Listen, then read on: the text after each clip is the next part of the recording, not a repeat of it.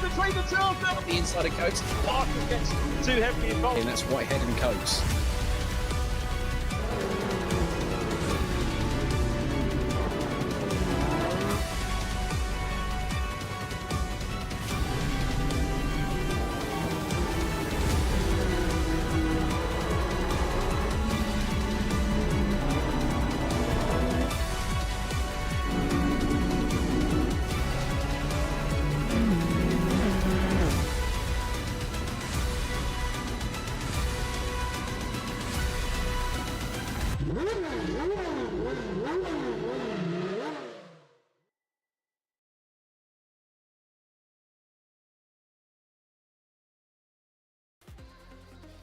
Good evening, everyone.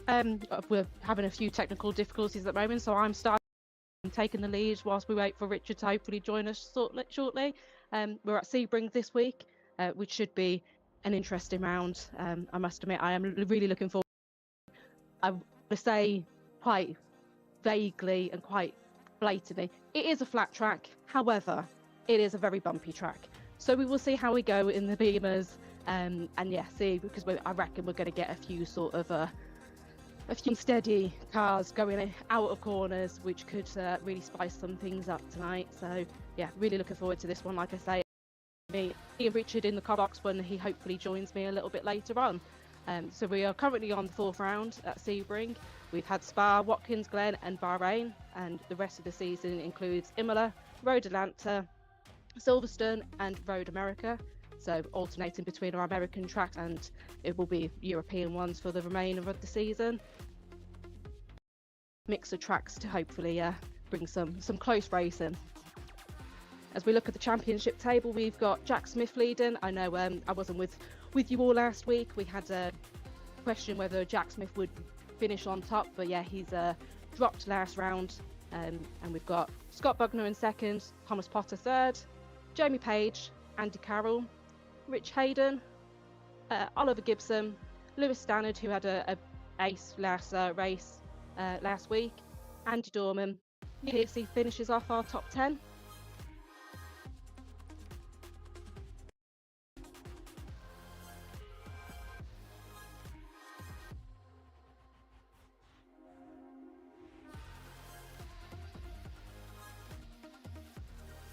And then we've got Ollie Smith in 11th, followed by Kat Potter, who's having a really great season so far, if I do say so. John Jones in 13th, followed by Paul Laramie, Alex Walker, Caden Cook, Blakey, who hopefully will be joining us again after missing the last 2 rounds this week. Just having a quick look to see if I can see his name. He is on the server, so that's good to have Chris back. Connor Potter, who was our driver of the round last week. Callum Enstone, Dickinson in 20th. And then we've got Daniel Heaps in 21st, John Wilkie, Scott Ferguson and Kenny Press. And I'm pleased I'm joined by the lovely Richard. Hello. There he is.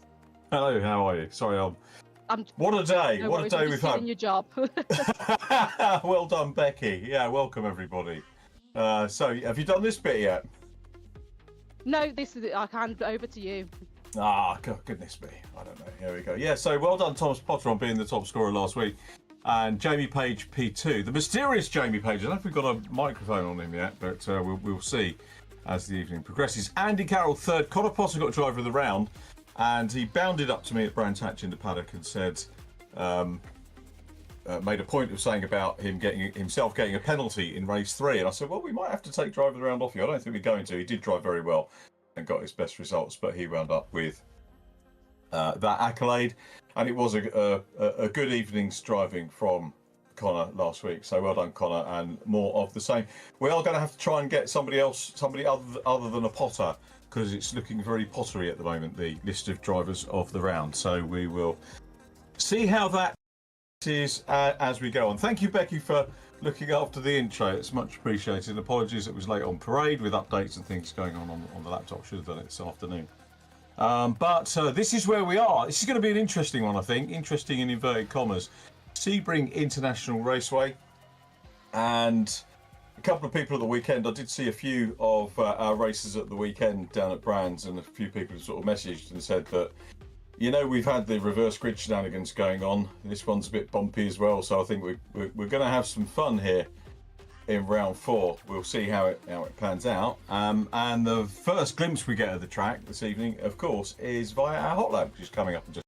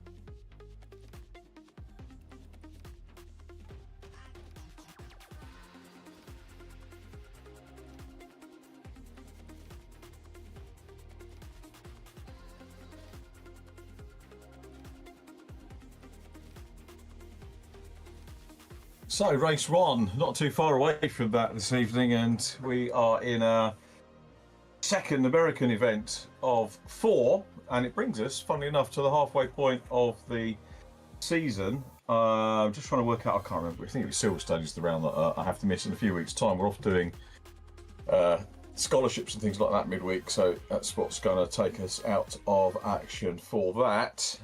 We've had all the championship points and everything. A couple of people I didn't get to meet up with. Scott Budden was at Brands on Saturday, but I missed him totally, which was a bit of a pain, so sorry about that, Scott, if you are listening, and we'll have a chat a little bit later on. Thomas Potter very briefly caught up with and had a really good long chat and met Lewis Stannard for the first time, so that was good as well. And Lewis, I can see, is doing well in the timing in the practice session that we had, as we would expect. So yeah, not a bad little weekend's racing. Well done to Tom Ingram on taking the BTCC title. Obviously one of our co-commentators, or the co-commentator on the final of the mini championship. And we've got to say well done to Lydia Walmsley, of course, won the final race of the year for the Porsche Challenge, and also confirmed her runner-up slot in the class championship as well. So well done, Lydia, and thanks for joining us last week.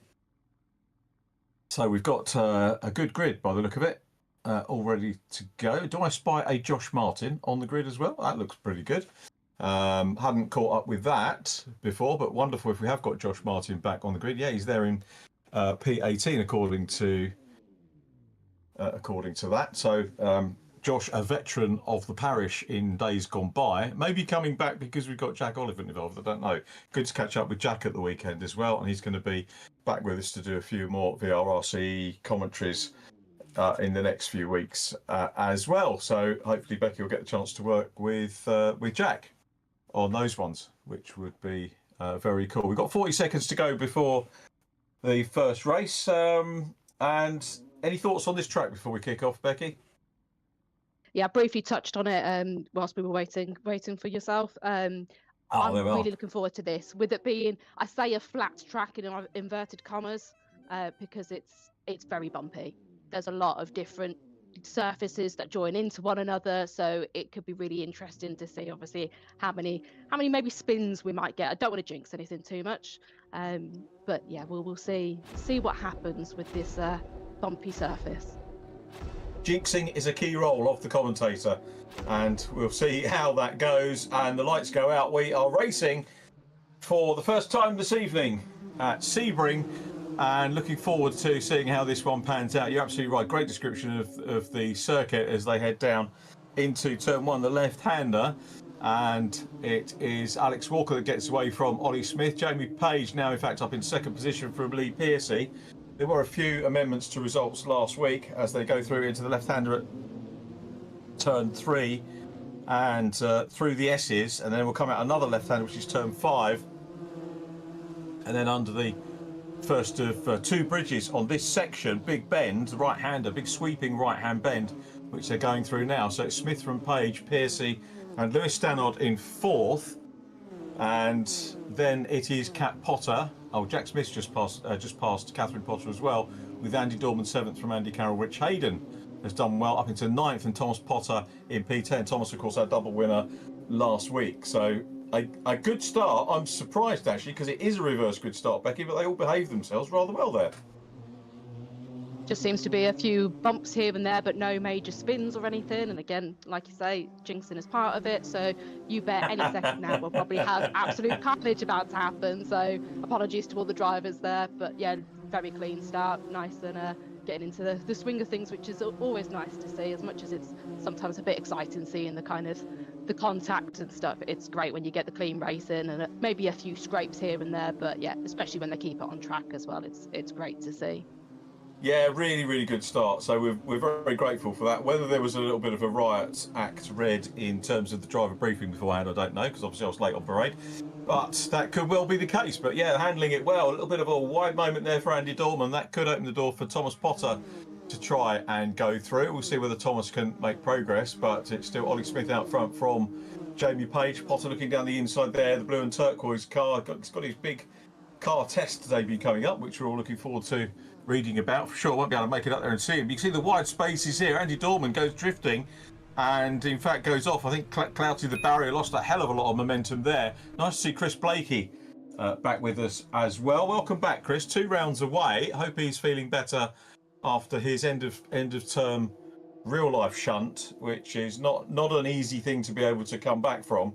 And this is the aerial view of the battle at the moment for third place. Lewis Stannard, neat move by Lewis, past Lee Pearcey. Up into third place goes Lewis Stannard, with Lee Pearcey down in fourth now, Jack Smith in fifth. Really handy quintet here, isn't it, for the lead? I mean, any one of these 5 could possibly ace this one. Yeah, we've got purple sectors kind of scattered about, a few of the drivers in the top 5. Lewis always seems to just get faster and faster as the race goes on, so never seems to be a problem with the. I think that's Page. Jamie Page facing the wrong way. Unfortunately, I did like your reference to Maris as well from Fraser last week. It's a good thing I wasn't involved in that commentary because we would have got sidetracked, and we did have another spinner as well. Unfortunately, so that's Page getting collected by Andy Carroll as well. So.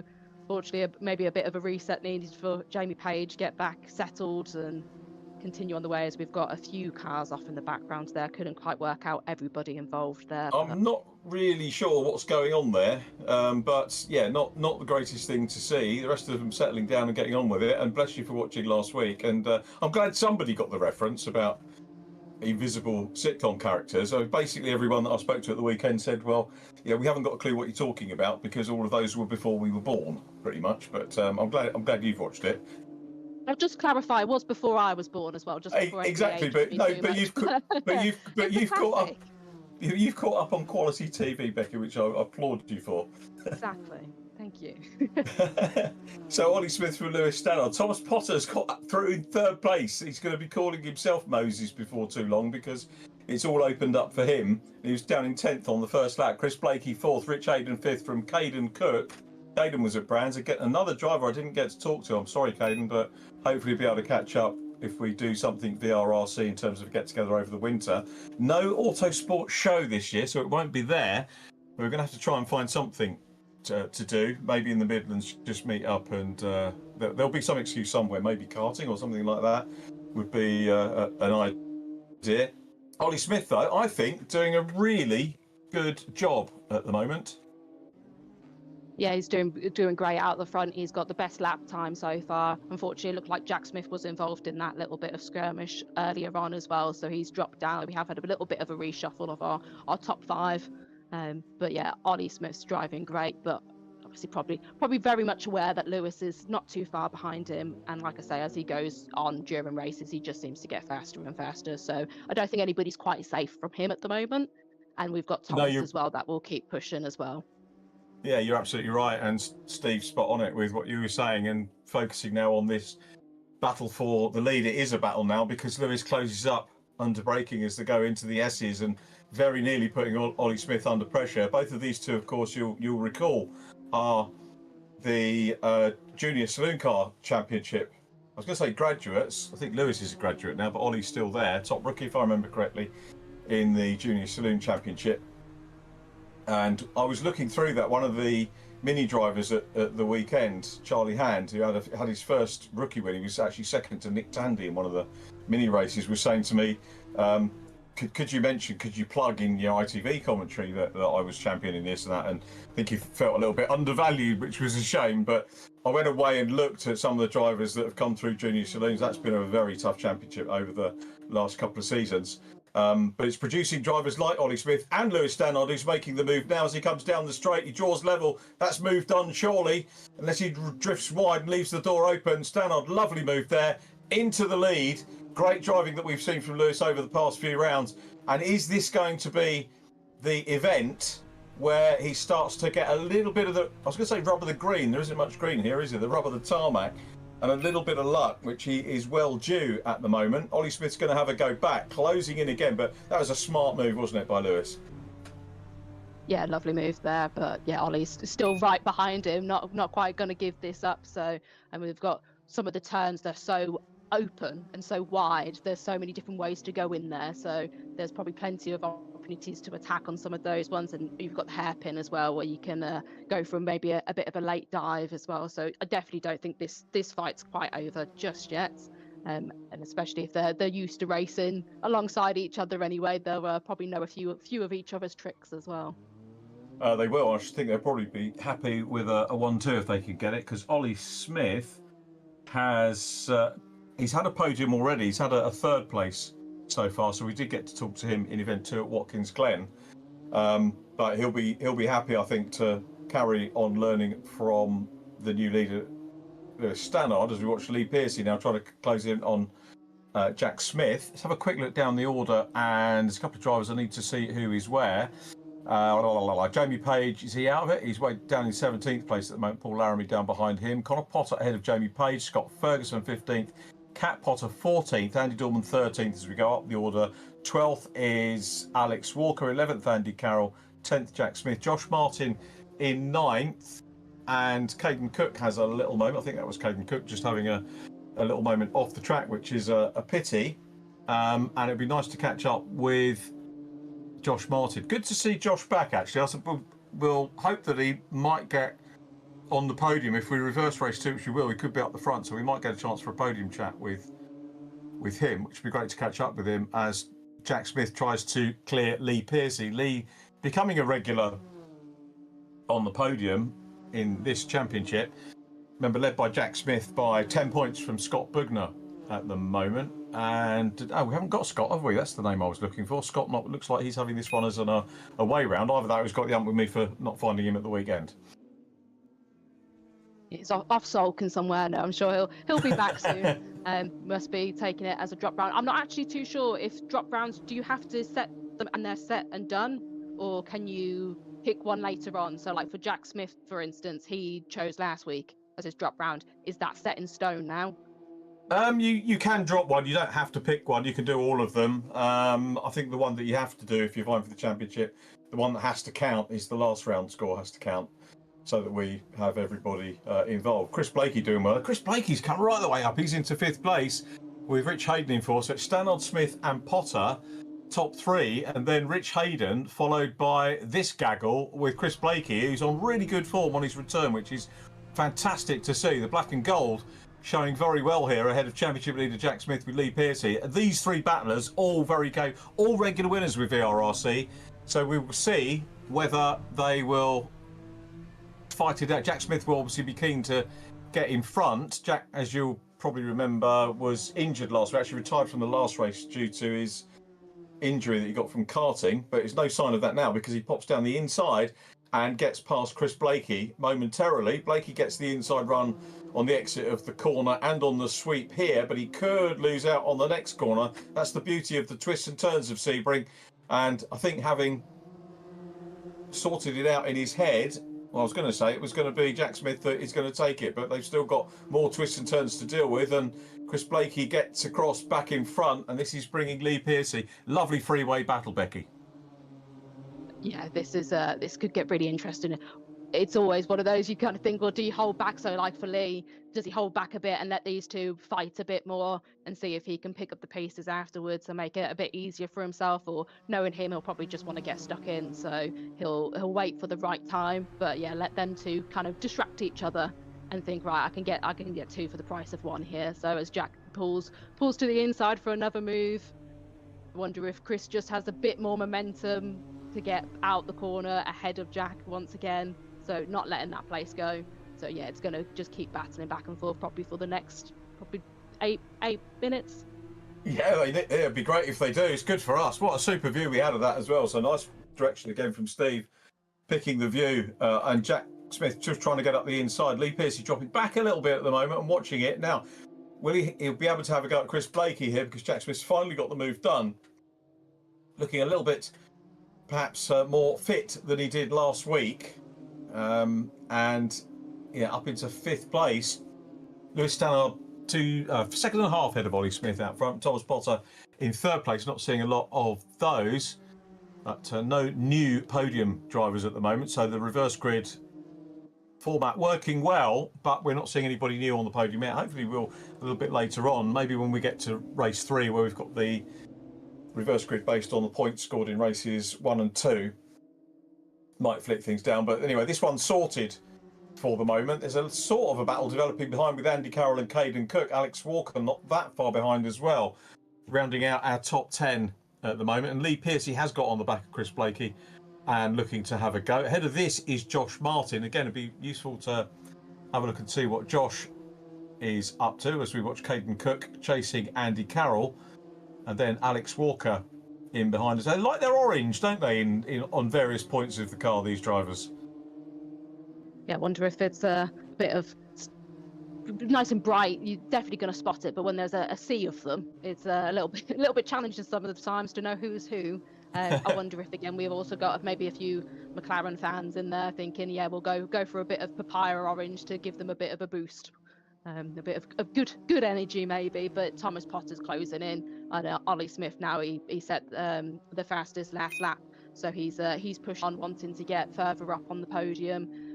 It probably will be, I say that as Lewis has set. No, no, I was right. Sorry, I'll go back. Don't need to correct myself. Thomas Potter has set the fastest lap. I think Lewis had just set it and Thomas has got it, but yeah, Thomas has just got himself past, but little bit of a shove to the side there for poor Ollie. Managed to keep it straight, which was the main thing. So, and it looks like he's coming back, but Thomas obviously has done the right thing there and given that place back and realised that might have been a little bit too far, but it will go again. He will. I was going to say that was a lunge, but it wasn't really a lunge because it was a long distance one. It was more like a slice, but he went through and made the contact, as you rightly said, and then gave the place back. So I would say that would probably negate any penalties. I would think that was a much needed move, but he's still going to engage in side by side with Ollie Smith. So really good racing between the pair of them here.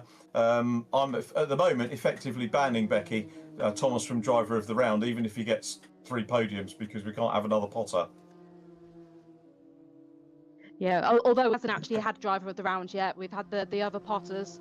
But yeah, he just drives great. It's the problem though when you have some of these drivers that are so good and they keep coming out and performing week after week. You're like, but we can't give it to them again. And it's nice to obviously give recognition to maybe some of the bats further down the field that aren't maybe getting as much airtime as such or as much of our focus. So to actually see, well, yeah, they might stand a little bit further down but clawed their way back or whatever. It's nice to recognise a range of drivers in this, and sometimes like the little wins of maybe their best performances in the season so far.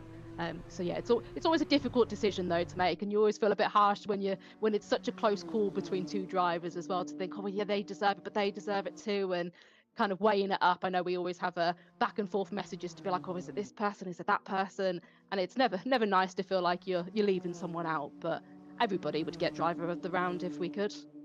But that I think it does defeat the object of it. One guy I've got my eye on at the moment, and this will be, as you mentioned, curse of the commentator possibly, is John Wilkie, who's up into 7th place. Now, John's best result is 12th, which was P2 race 2 Watkins Glen, as we get a change on there.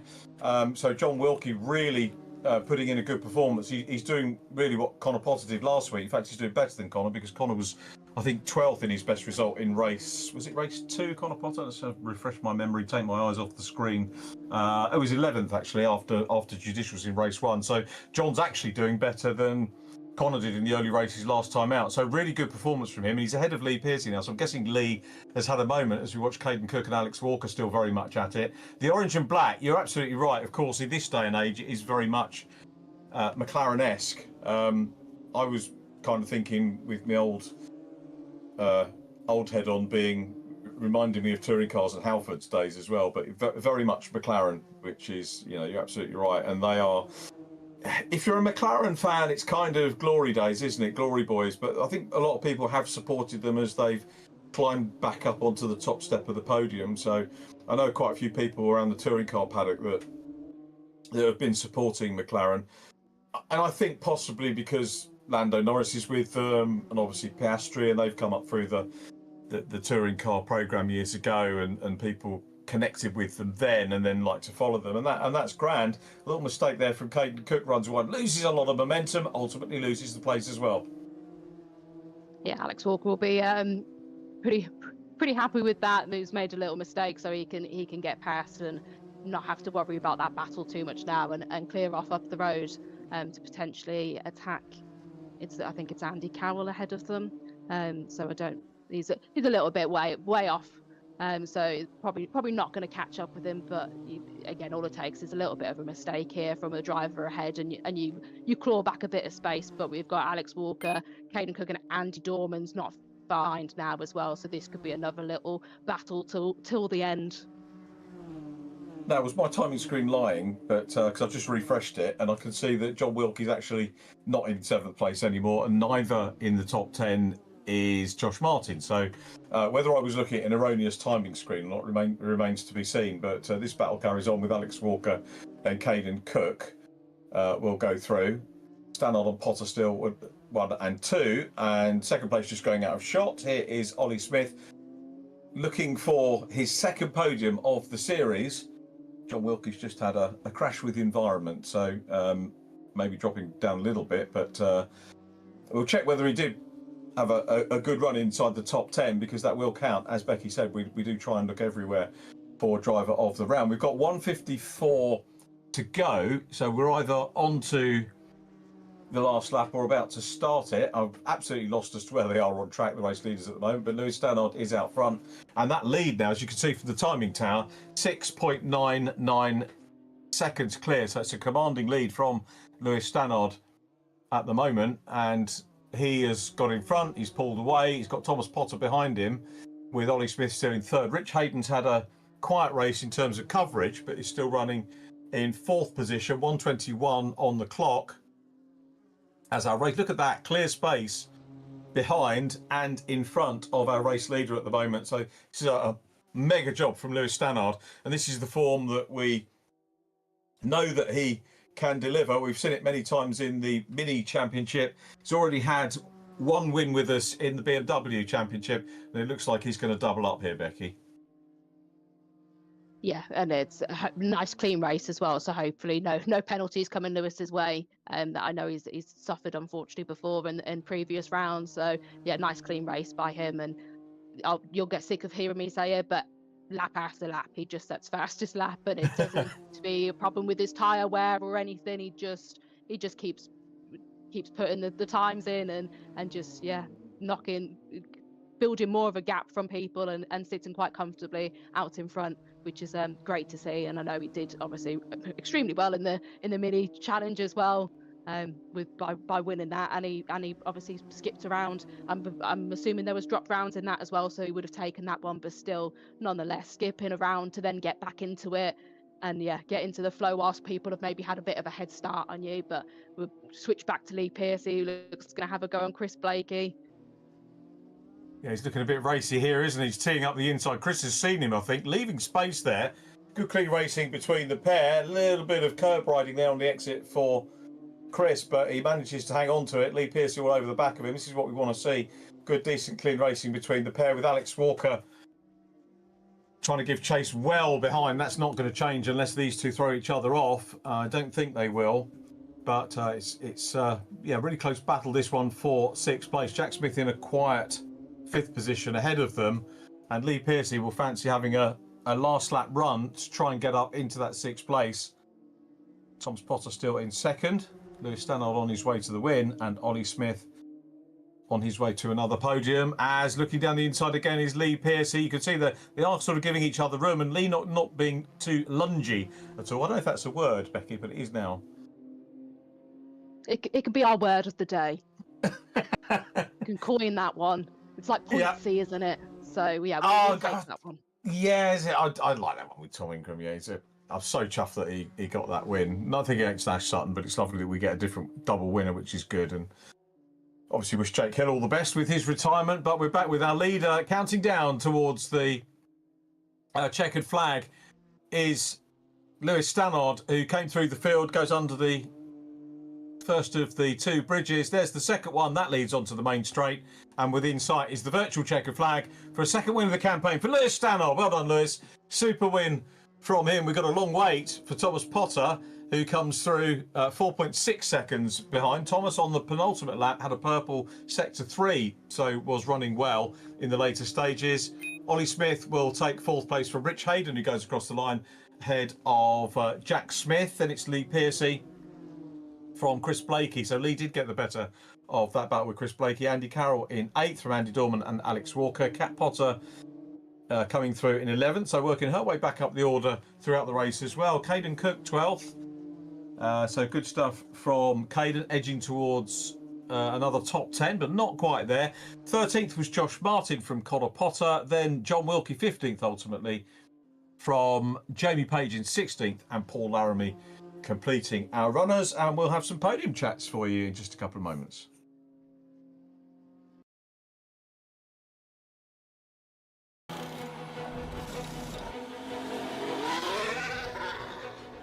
I've had a lot of challenges in my life, and Helen was always there, supporting me through everything.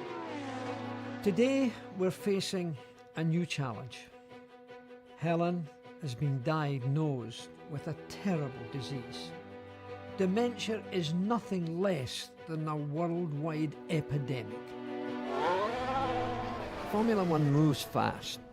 By contrast, medical research can be painfully slow.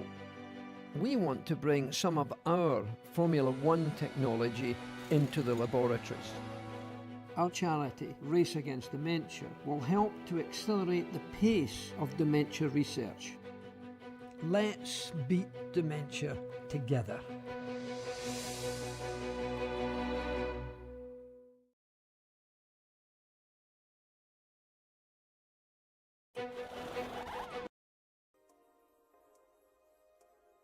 Welcome back. So let's get straight on with our podium interview, and we'll start with third place, Ollie Smith. Ollie, well done. Another podium, which was a really good early lead, held on for a good while, and some interesting battles, I think, with Thomas and Lewis. But happy with your own performance in that one in the early stages? Yeah, quite happy with that. I think I got a good start and kind of went away a bit, and then Lewis got into second. Had a few slides, he caught up, overtook me, and then same again, slid, Thomas caught up. We both had a slide through turn one, touched a bit, he let me back past, and then he eventually got back past, and then yeah, finished in third. That was a nice call from you and Thomas. It was good to see Thomas hand that back. Obviously trying to be mindful of contact and so on, but between you and Lewis, very respectful, good, clean racing as well. I mean, it wasn't a scrape, I don't think, or to have between you two. Does it help that you know each other from junior saloons and you've, kind of carrying that respect from the real track into the simulator? I think it does really, yeah, because we fought quite closely at the start of the year. We have quite a lot of respect. We don't really want to ruin each other's races, so I know he's quicker, so I thought it might as well don't put up a fight. How much practice time do you get on these? I mean, I guess you're studying like most youngsters, but is it sort of jump on the sim at the next track as soon as you can? Well, pretty much. I'm in year 11 now at school, so I got a lot of GCSE work to be focusing on. So I only really get like 30 laps throughout the week. But yeah, other than that, it's alright. I think if you're doing your study work, then sim time or doing something else that you enjoy is probably a really good reward, isn't it? But then you've got real racing as well, haven't you? So guessing that comes into the mix. Yeah, I got to practice certain tracks that I race at. So yeah, don't really have as much time for this as I would like. That's fair enough. One of the things I never really get around to asking junior drivers is how much testing opportunity is there, in junior saloons? Are there official test days? I mean, you can't really go out with seniors, can you? So pretty much we don't normally get official test days. We just get the Friday. But you can, if you have a grade A instructor, you can go out on a track day. Oh, okay. So if you've got someone sitting alongside you here, and do you have that, or have you had that? Yeah, I have Abby Eaton. She Oh, is wow. my coach. Oh, tell us about what's your experience like of working with Abby? Well, I think from her background, it's a massive help to me, considering she did junior Saxos. I don't know how many years ago, but she did them and did quite well in them, and it kind of helped relating to me. Yeah, do you know what makes me feel really old, Ollie? Is you saying, yeah, Abby did Saxos a long time ago. I used to commentate on her dad. So, I mean, that was like, it makes me feel even Blimey. older. Yeah, exactly. Yeah, thank you. He was a good peddler as well. Actually, he was. Have you been to Mallory Park? I did my odds there. I've never been there. Oh, okay. There's a big lake in the middle. Well, her dad. Yeah, he's been on his roof. Yeah. Yeah, in the. You heard that one. She's told you that one. Yeah. Yeah. My That's dad great. used to Well, be teammates with her. Ah, cool. Yeah, very, very good. Oh, it's great that Abby does that. Well, really great job, mate. Well done on P3. Good to have our second podium interview with you this term, as it were. What are your thoughts for the next race? Obviously, we got the race positions reversed, so the contact wasn't too bad on that one, was it? It wasn't too much in the early stages. I think the only bad thing that I saw was when Jamie went to go around the outside, he spun, and then it kind of collected everyone. Yeah, that was a shame, wasn't it? He ended up further down the order. We were having a good little battle. Was there did Rich or anybody sort of say about taking it easy on the first couple of corners? Was that a thing for the driver briefing? Yeah, quite a lot. All right. Everyone around listened to here. it. Right. Yeah. Yeah, fair enough. I thought it was a really good race, and well done to you, mate, for getting on the podium and well clear of the rest of them. So thank you for chatting to us, Ollie, and hopefully we'll speak to you again a little bit later on. Yeah, perfect. Thank you. Thanks, Ollie Smith, third position, and we go on to a couple of regular interviewees now, which is always good. And is Thomas Potter. Thomas, well done. A P2, a good race, and I've got to say, well done on handing that position back. Talk us through that. It wasn't a lunge because you were a fair way back and it was very smooth, but there was just that little bit of contact, and you obviously had it in mind to give the position back and then have another go. Yeah, to be honest, going into it, I was like, he's good, I can get this in. I was looking at his side, misjudged my braking point, went a bit too fast in, and I thought I could get it stopped in time, but just never ended up happening, so I decided to just let him pass. I've got more pace, I can probably go for it again, and if I didn't get it again, then it was just fair racing by both of us after that, so that was my game into it, but still also pretty annoyed because I feel like I had enough pace to take down Lewis, and after that it kind of like shook me from pushing too hard, which is probably why I wasn't getting the lap times I know I can get. Well, that's good. Well, they can come later on, but the main thing is, podiums are good results, and you just need to keep them consistent. It doesn't matter too much about winning. Going to be interesting to see, hopefully, you and Lewis having a little bit of a head-to-head, maybe in race 2, because obviously with the reverse of the places, you two should be together at the start. So quite looking forward to that. How many times have you been dicing with Lewis so far in this campaign? Well, I don't know about this championship, to be honest with you, because reverse grid races always seem to have some mess at the start. Some people are somewhere, some people are everywhere. But I know my mini challenge in championship was about every single race, so we know how we both fight. So it's just going to be about keeping it clean and having an amazing time. Yeah, absolutely right. Did you enjoy your weekend at Brands, by the way? Yeah, absolutely. I mean, amazing to meet you and Lewis again, obviously. But I was trying to find Scott Bugner, but I don't think he was there on Sunday. But it was such an amazing weekend, as all the touring car weekends are. The mini racing, obviously, we had Nick Tandy there, and a lot of people I spoke to in the crowd were saying, "Wow, Nick Tandy, why isn't he in touring cars? Why is he doing minis?" And fair play to Mini for getting him along. And Lewis Selby, who you mentioned as well, actually just rang him up because they're mates and said, "What are you doing this week?" and got him in. I take it you had a good natter with Lewis as well. Yeah, absolutely. I mean, Lewis has been one of my favourite drivers in the minis, and to be honest, my dad didn't know how good of a driver Nick Tandy was until I told him about all the but as well as, I'm not gonna lie, it's harder to be fast in the mini than it is a touring car. Right. Yeah. The minis are completely different. British touring car, you jump in one of them and you can kind of tell how it's going to handle, because it's almost the same as some of the other front wheel drives. A mini, even Lewis Selby was telling me, it's like no other car on earth. It's so unpredictable the handle, and it's just so different to everything else. Yeah, it is. They are ambient one maker. We'll maybe talk about that a little bit more later on. But I need to get over to Lewis because we're running out of time on the interview. So Thomas, well done on P2. Good to have our first chat of the evening, and good luck for race 2. Thank you. Thomas Potter in P2. Smith was third, and that leaves our race winner, Lewis Stannard. Well done, Lewis. Lovely to meet you at the weekend. I've just got to say, what a very well-timed race, and good to see. I've got to call that a Lewis Stannard masterclass. Well done.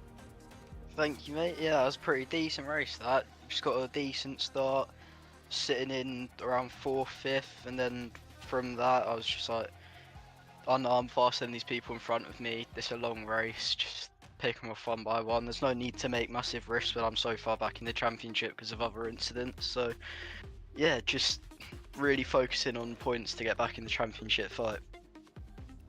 That certainly seems to be the way to do it. And yeah, a win is a great way to start the evening, and hopefully you'll have a little bit of momentum for the rest of the races as well. I'm just looking, have we got the grid? Is that way? So yeah, 12th you'll be starting in this one with Thomas, and some good drivers all around. So we're just going to have to see how this reverse grid pans out, really, aren't we, for the next one? Yeah, it's going to be the same as every other reverse grid this year. You're either going to get through or there's going to be a pile up. But yeah, especially around here, because obviously this is one of the bumpier tracks on the calendar, which isn't the greatest for a reverse grid race, but everyone's in the same boat. Thomas is at the back with me, so it will be what it will be. But just hopefully we can get through and, again, as I say, just get the championship points to get back in the fight, because we're a bit far back.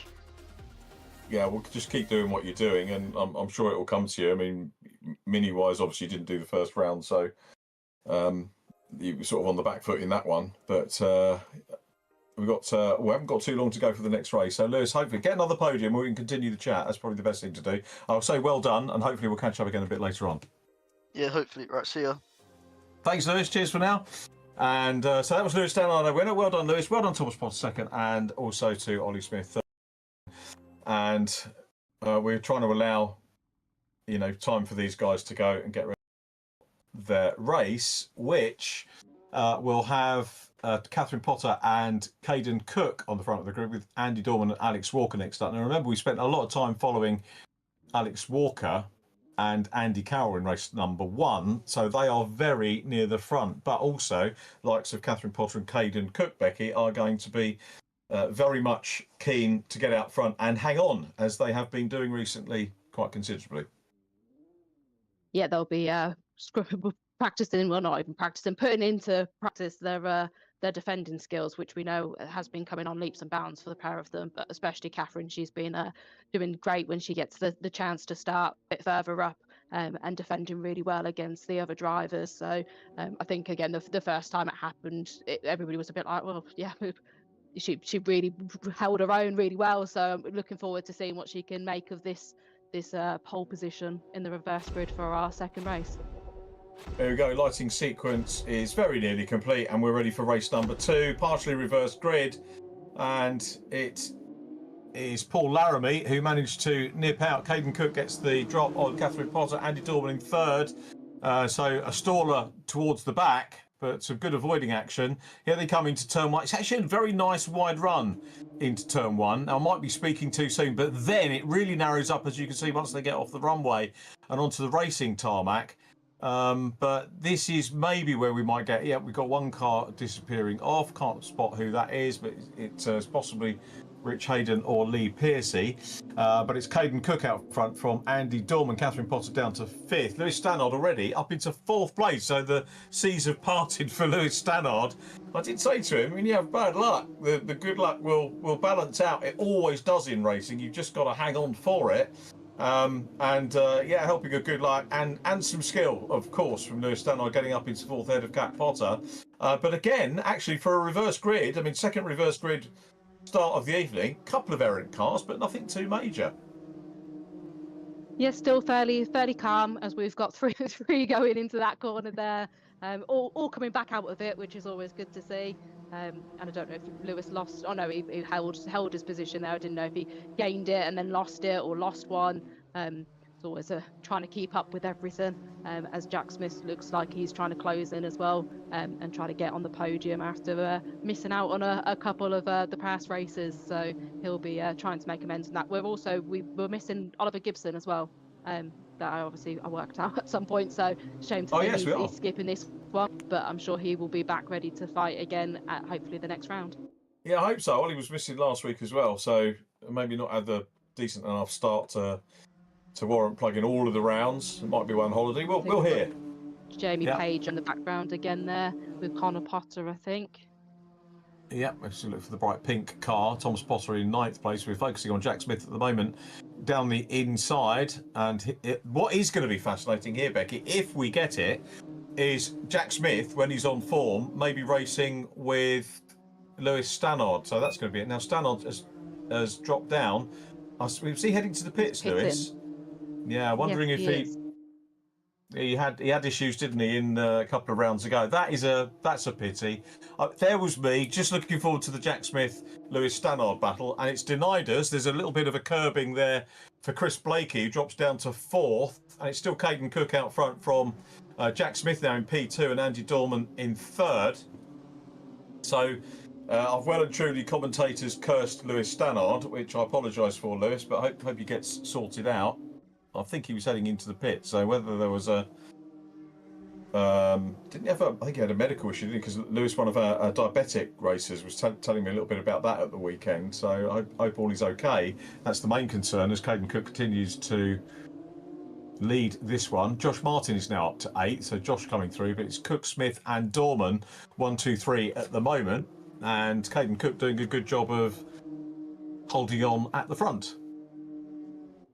He's got the fastest lap at the moment, so that clean air does help as Lee Piercy just pushes Thomas just a little bit there, as a few of them grouped into one, trying to make the same point of that corner. So I think again Lee Piercy's dropped back and kind of allowed Thomas to go through. Unfortunately, lost a place to Alex Walker as well, which probably wasn't the plan there. But obviously rectified it, so hopefully to avoid any sort of penalties to come post race. Here's a challenge for the lead, and Jack Smith looks down the inside, very neatly done. Over the curbs, we've got Andy Dorman in third place trying to close up as well, but Jack Smith with a very neat and tidy move.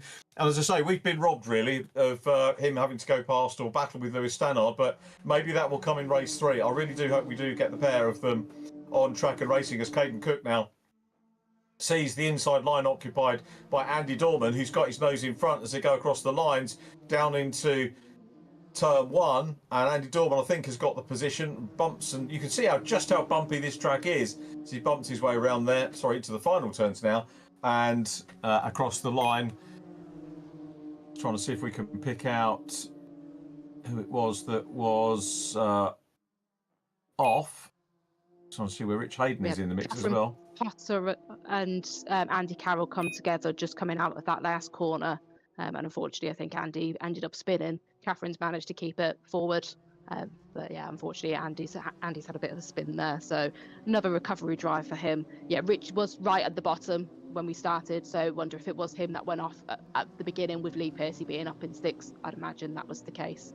Yeah, I was just having a look when that happened with Andy Carroll to see whether I could see where Rich was. He's actually down in 11th place at the moment, so not the blue and white car that's sitting. Oh, and contact there.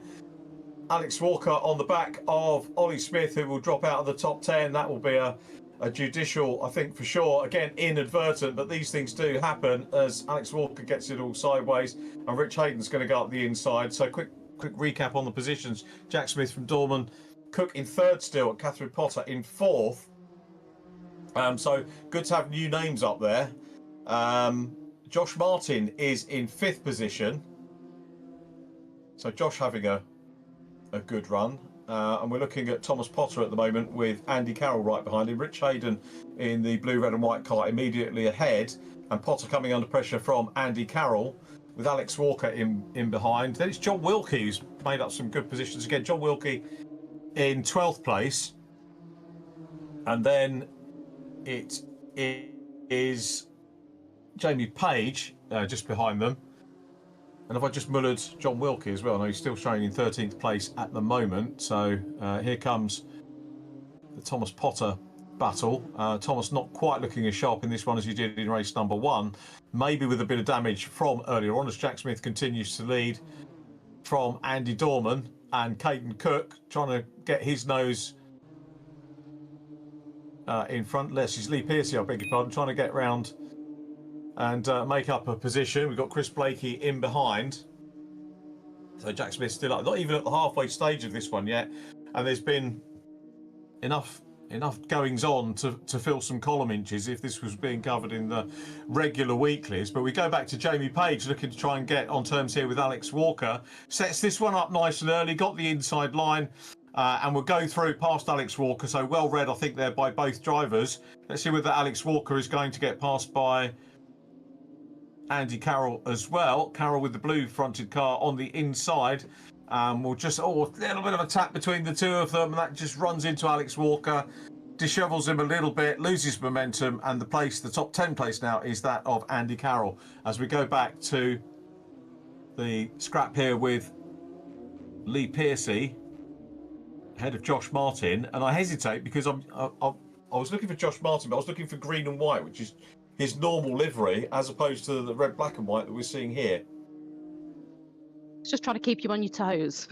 He is, yes. I did a bit of a style change as well, so yeah, it's always nice when they try to confuse you and go with some completely different colours. I think unfortunately we might have lost Thomas Potter. I saw it come up that he was in the pits, so whether again he had some damage that he thought again it's not worth necessarily. It seems to have disappeared now, the pit thing, so unless he's gone in maybe a setup change or yeah, the wrong sort of, maybe on more of a qualifying setup, which I know was a problem I think Lewis had when you said about he had this medical emergency when his pump was beeping at him. So obviously had to deal with that, was rushing about and forgot to change his setup on his car, which yeah, it's not great when you need a little bit more fuel for the rest of the race compared to when you're obviously doing your quali kind of practice laps. Obviously we dropped quali from these rounds now, and it's obviously based on the championship table, but when they're doing their practice rounds, they'll be going around on their qualifying setups. But Catherine's doing well, hanging on to P4 here. Hopefully doesn't get too much pressure now with Lee Pearcey obviously closing in after getting past Josh. But I'm sure, yeah, he'll be wanting to put that pressure on and see if he can get past Catherine to then maybe go and attack Caden further up the road as well to get on the podium.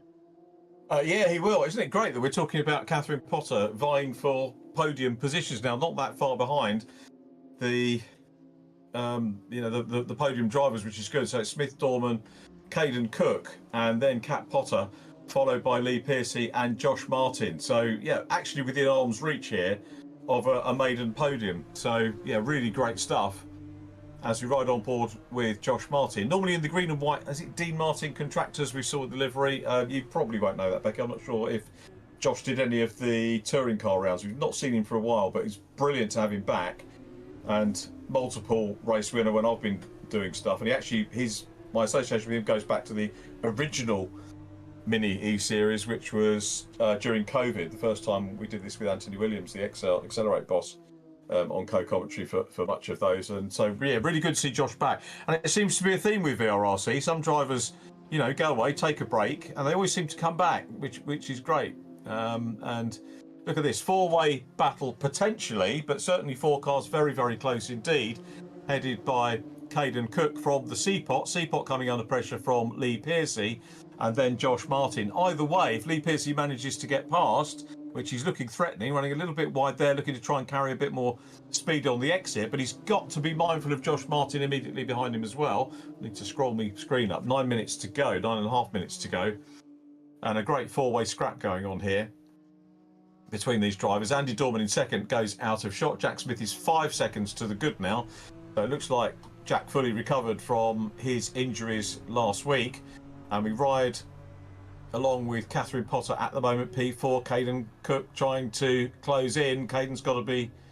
Caden Cook's ahead. Lee Pearcey immediately behind us. And now making a move. I'll tell you what, he wasn't too worried, was he, there, about Josh Martin closing up, and has a good run round the outside, plenty of momentum, and Cat's down to fifth. Good move from Lee Pearcey to get into fourth. Yeah, that momentum from Lee Pearcey there was pretty incredible. Just seeing him loom large in Catherine's mirrors and then obviously shoot past. Fortunately, it looks like Josh is obviously eyeing up a move as well. So see if Catherine can obviously hold her own. Obviously, he's got the inside now, but like you say, it's such a twisty track. One minute you're on the inside and the next you're on the outside. So she'll keep pressuring and hopefully be able to go for a few moves maybe on Josh and get some overtakes done to claim a couple of positions back. Yeah, you see, if Josh Martin hadn't been here tonight, Cat would have been fifth and relatively comfortable fifth at the moment. So she's not going to be very happy that Josh Martin's back. And a spinner. That's Caden Cook that takes a spin, and that puts, in fact, Cat back up into fourth place now. So we've got Jack Smith, Andy Dorman, Lee Pearcey now on the podium. I'm not sure if there was a coming together or not, because there was me scrabbling around looking to see what Cat's best finish was. Previous was sixth, now up into fourth place. As we focus on Lee Pearcey in third, Caden Cook down to ninth place. Lewis Stannard's just popped back up into the top 10. And decent points that for Lewis Stannard, getting up into the top 10 as Jamie Page now passes Josh Martin. So it must have been Josh Martin and Caden Cook that disappeared down the order. So Jamie Page back up in front of him. Rich Hayden's now up into sixth behind Chris Blakey. And we've got 7 minutes on this race to go. There is Rich Hayden having a lonely time of it at the moment. Brief look at Lewis Stannard in 10th place, trying to close down on Caden Cook, who was originally on the path. I thought we were going to get a Caden Cook podium interview, but that's going to have to wait for another race, maybe race 3 a little bit later on. But yeah, this has thrown up some very interesting scenarios, Becky, in terms of relative pretty clean opening laps, but then all sorts of things going on during the race. And here comes Lewis Stannard challenging Caden Cook, trying to go for the burn up around the outside. Takes it wide here. He's going to try and slingshot back on the inside with the momentum that he gains through the corner. Doesn't work for him on this time, but we know Lewis is a hard worker. He'll carry on with that strategy.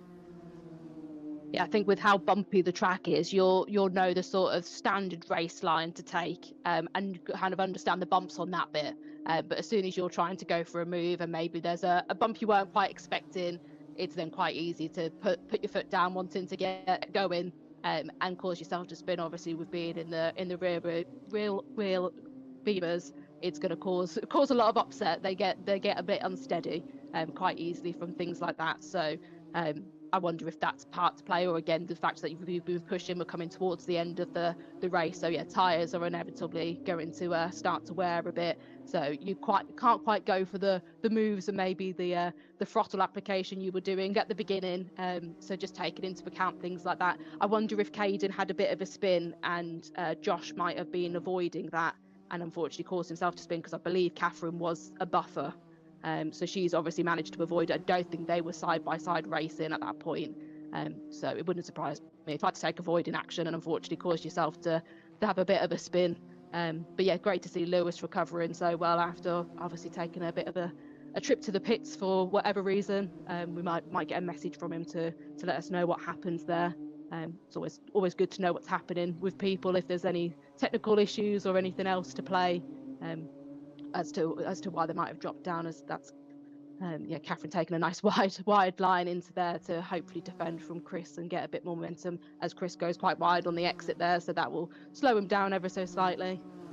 Yeah, overall Chris is closing up, isn't he? The gap was much bigger a few laps ago.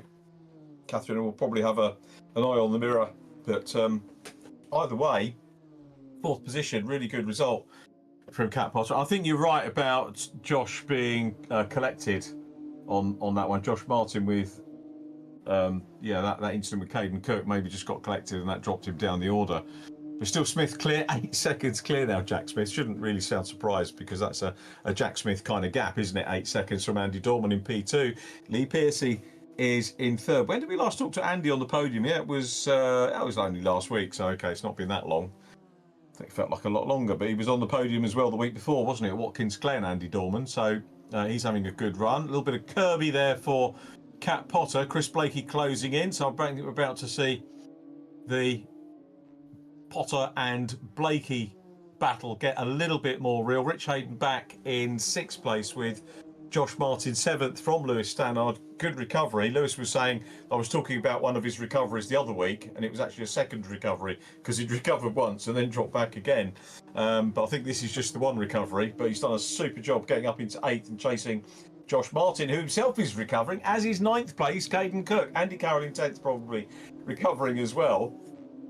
But it's Jack Smith out front. Andy Dorman second, 8.8 seconds down now with Lee Pearcey next up. And Andy Carroll still busy chasing Lewis Stannard, who is 2 cars in front of him. The orange and black of Caden Cook in 9th place. A quick look down the order and see who else is going well. Ollie Smith's come back up into 12th. Alex Walker 11th. Paul Laramie 13th.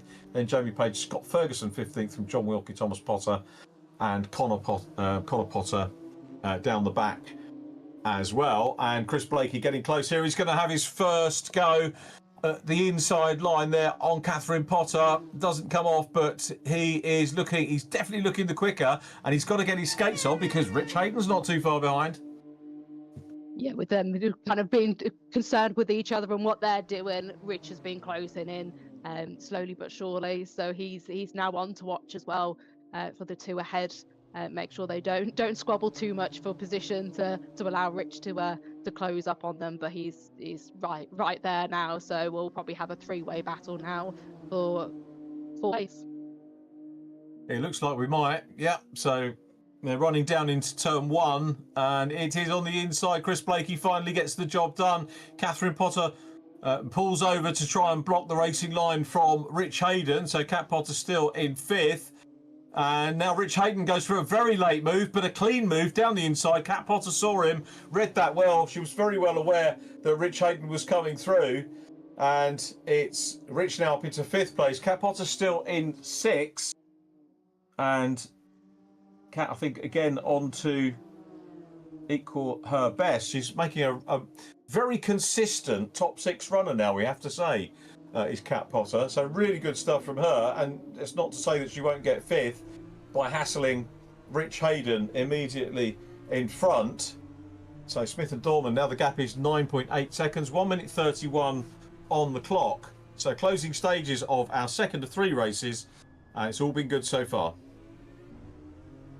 Yeah, it's been a great race, and again, it's great to see the recovery drives that people do. You've mentioned before how you don't get people just thinking, well, it's not gone quite my way in the first couple of laps, so I'm just going to quit and I'll join the next one, or I'll do it next week. Everybody's kind of got that fighting spirit in them, so it's like, okay, something's happened, put it behind you, get back out and make the most out of a bad situation. It's all about obviously scoring as many points as you can, but at the same time you're learning tricks and methods to go about doing things, so the more you do the better, without just kind of rage quitting and thinking, well, yeah, it's not gone quite my way, which I suppose is quite easy to do when it's a game type of thing. It's almost like, well, yeah, it's not real life. I can't just you can pull the car into the pits, but I'm pretty sure you'd have a full team behind you shouting and screaming at you and forcing you back out. So yeah, it's nice to see how seriously everybody takes it, and it's like, okay, yeah, we'll put it behind us, we'll go out, and it's great to see, like you said, a recovery drive from Josh and Lewis, and obviously Thomas coming back after having to pit as well, and just getting the laps in, getting the practice in. And making the most out of it. It's a lot of fun to do as well. So if you can get some battles, even if it's further down in the grid, and yeah, have a bit of fun on a Tuesday night, why not? And I've actually managed to look at my messages, Becky, and as Rich Hayden dives down the inside and causes a problem for himself and spins, and Kat Potter manages to go through. Late move there. Quick update on the news from Lewis Stannard. Chris Blakey's moved as well. Chris Blakey's gone as well. I'm going to get this point out in a minute about Lewis Stannard. He's been shouting downstairs to his parents who have messaged me. The car that jumped the start hit Lewis when he was stationary, caused him to move forward, which triggered a false start, and he took a drive-through. It was as simple as a drive-through. So thank you for that message. That's why he did it. He didn't want to get disqualified, so he took the drive-through. I love that. But he's going to get up to he's up into 6th place here. He's behind Josh Martin. Oh, can he hang on to it? Get some just had a big, a big Mr. Whippy there for him, but still in 6th place. This is going to be very good points nonetheless for Lewis Stannard. And that drive-through, a good precautionary move. Who'd have thought he was going to get back to 6th place with Chris Blakey all over him? But it's Smith, Dorman and Piercy 1, 2 and 3, and off they go. That's going to be Rich Hayden back through. Very quick recovery from Lewis Stannard up into 7th place. Meanwhile, Jack Smith is on his way down the Ullman Straight here and heading towards victory. He's only got turn 17 to go.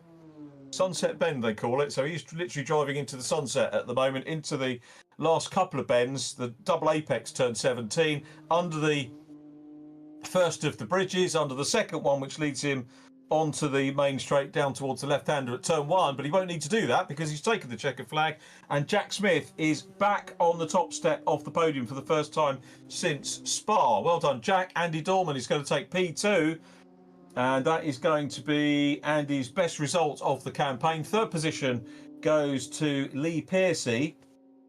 Another visit to the podium for Lee. He's becoming a podium regular, and a best ever result for Kat Potter in P4. Sure, was gifted a few people spinning out and making contact with each other, but she is there in 4th place from Josh Martin in 5th on his return. Rich Hayden 6th, despite doing his very best to try and throw it away in the last couple of laps, and Lewis Stannard taking 7th position across the line. Refresh the timing. Let's have a quick look. Let's have a look. Kat Potter, Josh Martin, Kat Potter. So what happened do we lose Lewis in the closing stages of that as well while I was scrolling down? Thomas Potter makes his way through as well. Andy Carroll 7th, Alex Walker 8th from Chris Blakey, Caden Cook, Paul Laramie, Jamie Page next up. Thomas Potter was 13th from John Wilkie in 13th, and Scott Ferguson. Timing screen all over the place actually, which is really helping us tremendously. There is John Wilkie. He's done another solid drive, John Wilkie, into 12th place. That's equaling his best result. That was Watkins Glen. Seems to do well on the American circuits does John Wilkie. Right, I'm scanning the top. Tell you what we'll do. We'll take a quick break and be back with Messrs Smith, Dorman and Piercy in just a moment.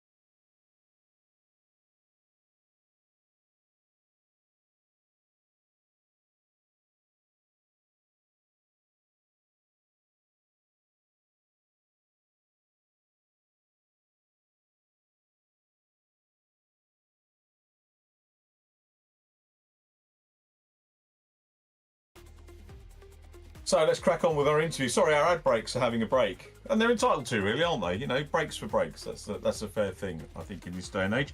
But also fair is our top three and our first interview with Lee Piercy back on the podium. Well done, Lee. I'll tell you what, that race threw an awful lot at us. What was it like for you? It was, to be fair, race one was probably more hectic. The first couple of minutes was, was good fun. And then weirdly, I looked up at the timing chart and I was like, oh, top six.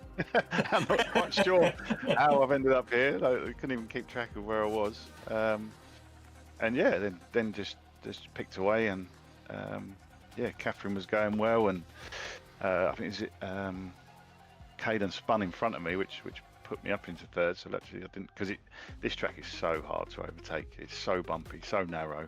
The slightest little mistake is so easy to take each other out. So yeah, when Caden spun, commiserations to him, but I was quite pleased I didn't have to get past him. And then and then I was chasing Andy, and then I worked out I thought we was on the last lap, and then I come round and I'd sort of backed off a little bit into the last corner. I haven't caught him, and then I realised Jack had made it round for another lap, so a bit annoying. But, yeah. So and to be fair, the last lap on that last corner, I actually had the car about 45 degrees facing the wall, just where I'd instead of going for a normal race pace, I'd backed off a bit and caught one of the bumps and nearly spun it. I was full lock through the last corner all on my own, so that'd have been embarrassing.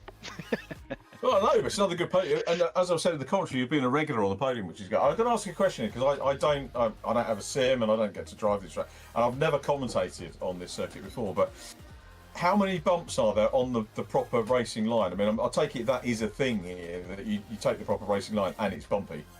Yeah, mainly, to be fair, you can, most of the track you can deal with. The last corner is, I'm sure they move the bumps each lap. It's just, it's the most unpredictable corner, and mixed in with this car that, as I think everyone's mentioned before, if you trail brake it too hard, it locks the rears, and if you go in a little bit late on the brakes and hit one of them bumps, you're going round, and that's so it is bumpy, but it's good once you've learned it. It's the rest of the track is fine. It's just that last corner is not the friendliest.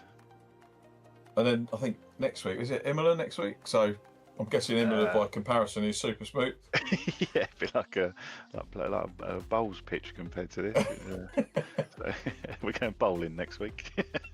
So, But yeah, no, it's good. Shout out to Catherine again. I think she's really coming along. She was hard work to catch, and I think Thomas put one of the best moves I've seen in sim racing past me up the inside. Me and I think Andy Carroll were battling, and I shouted at him at the time. I was like, he's made me feel old there. That was a move I'd have done when I was his age.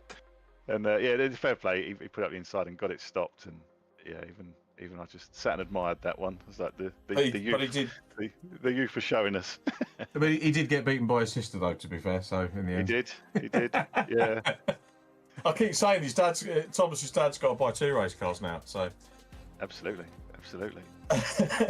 How are things with the family? All good? Yeah, all good. Yeah, two kids have even my 6-year-old daughter's started playing rugby now as well on a Sunday, so they've both got their first game of the season this Sunday. So she's on tag rugby. He's actually gone up to first year at contact, so he's got his gum shield, and he's excited for this Sunday. So that's brilliant. Well, I hope you enjoy it. I hope they enjoy it as well. That's good stuff. Yeah, we might speak to you. I was going to say we might speak to you later in the day, but we've got this unpredictable reverse grid coming out, and you've scored well, so you're going to be off towards the back. So I'll say well done on. Yeah, looks like I'm a long way back. just lined up. Yeah, well done on that, and fingers crossed you can get through. If not, we'll catch up again next week, I hope. So well done, Lee Piercy. Thanks, mate. Thank you. Lee Piercy, P3, second position. Andy Norman, again, another sort of regular on the podium. Well done. We really don't know what's coming at us, do we, in these races at Sebring? No, it's a really difficult track to get the hang of. I've not driven it before, so I'm sort of learning as we go. Yeah, and I was asking Lee about, the bumps, I guess, are on the racing line, and unless you do lots of practice, it's not a sort of thing that you're going to get familiar with. No, well, I'm still trying to find the racing line, I think. There's a lot of areas which are very wide, aren't they, on the runway parts? I mean, you've got white lines, which are, you can imagine the English track limits people getting very excited about all those, but there's some very wide areas, and then it funnels down quite quickly, doesn't it? Yeah, and there seems to be a lot of different lines into corners, but when you get consecutive corners, you need to pick your line at the start of them to end up in the right position, and I keep going wide and touching the grass and stuff, so it's quite entertaining to drive. Yeah. I mean, you scored well again, so we don't know. It's a lottery, isn't it? Reverse grid racing, and then all the contact, which could happen. So far, the starting contact's not been as bad. And I was asking, I can't remember who I asked now. I think it was Lewis Stannard about the driver's briefing. I mean, was it sort of laboured at the driver's briefing about trying to behave yourselves on turn 1? Yeah, it's just try to keep the contact out minimum, isn't it?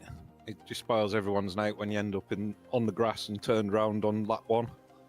Yeah, I think everyone's done really well so far tonight, though. I mean, we've had 2 really good clean races, and it's actually resulted in, I'll say no surprises, because we have had some sort of surprise results coming up, but, we've had regulars on the podium, so, it's that proper driving through the early laps is sort of paying off for everybody. Yeah, and with these reverse grids and things, it's opening it up a lot for a lot more drivers to get on the podium, I think. Yeah, that's good. That's good. Well, look forward to the final, and good luck with making your way through the traffic, and hopefully we'll maybe see you on the podium a little bit later on, Andy. But if not, I'm sure it'll be very soon in either way. Yep, thanks a lot. Thanks, Andy Norman, P2. Just going to countdown's going very quickly, and Jack Smith. Jack, hopefully back to full health now, yeah? Yep, back to full health and finally back on the podium again. My God, well done. Taking a hack to get up here again. Jeez. But yeah, no, it's been alright. Unlucky race 1, I got tagged around again at the start of the race. I was, not in the best mood, but pulled it back to P5, and then race 2, got through it, and I was just like, I'm leaving it. I'm going. Every lap was a quali lap, so I just wanted to get back on there and show everyone I'm still there. So we're still in the championship. So we're gonna do the same again now, I think. That's good. Where are you? Quite a way back in this one, so you scored pretty well, haven't you? So dead last, mate. So we'll see what we can do, but So I jinxed that one because I was kind of hoping we were going to see you and Lewis Stannard go head to head, and we may do on this one because you're side by side. But are you ready, by the way, for the race? Because I'm being told we've got 90 seconds to go. You okay? In the car ready, no worries. Oh, the car ready to go. Okay, that's good. So I hope you and Lewis give us a good race in this one. I'm not saying don't let him get away, but or don't you go too fast. And yeah, we just want to see a race. And we've got Lee Pearce in the mix as well, so it's going to be a fraught one, I think. Yeah, definitely. I love racing against these guys, so yeah, it should be a good one. Hopefully, you guys like it on the stream as well. So we'll try and give you some fireworks to look out for. Well, it's getting towards November, so fireworks are the thing. Yeah, good lad. Nice to see you back on the top step of the podium, Jack. Well done, and good luck for race 3. Cheers, mate. Thank you. So there we go. Everyone can go and get ready now. Jack lining up. Stannard is 17th from Lee Pearcey. Rich Hayden scored well. He's 4th top scorer. Andy Dorman 5th in the points at the moment. Ollie Smith 6th from Thomas Potter. Cat Potter is next up. So Cat and Tom together on the grid. Then Josh Martin, Andy Carroll, Chris Blakey, Alex Walker, Jamie Page, Caden Cook, Connor Potter, Paul Laramie, the front row of the grid, John Wilkie and Scott Ferguson. But you didn't need me to tell you that because it is on the timing tower. John Wilkie and Scott Ferguson getting ready to depart, and we are waiting for, and there it is, the timing, the lighting gantry is there, and the lights will go out for the last time. Good luck, everybody, for the last race. Again, we've got somebody heading round some of the slower starters at the back. I think that might have been a great start from Lewis Stannard, not a drop, but it's John Wilkie that leads them down through into the left-hander of turn 1, with Scott Ferguson next up from Connor Potter. Always a Potter at the front in the reverse grids at the moment. Paul Laramie in 4th from Jamie Page. And then Lewis Stannard already through into 6th position. So a lightning start from Lewis Stannard, working his way through. And you could see what he was thinking there in terms of starting quickly and getting around the outside. Caden Cook dropping back several cars. Well, we were going to have a little bit of contact at some point, and a little bit turns out, Becky, into a lot of contact on turn 1, or on lap 1, I should say. And it's Paul Laramie chasing Connor Potter. It's Paul that gets into the lead, and Lewis Stannard on lap 1 up into P2. Yeah, well, a lightning start, like you say, from Lewis. Some cat-like reactions there on the start, and yeah, there was no messing about. He wasn't hanging about for anybody, was he? So he's made good progress. Unfortunately, that large bundle of collisions that went on has caught quite a few people out.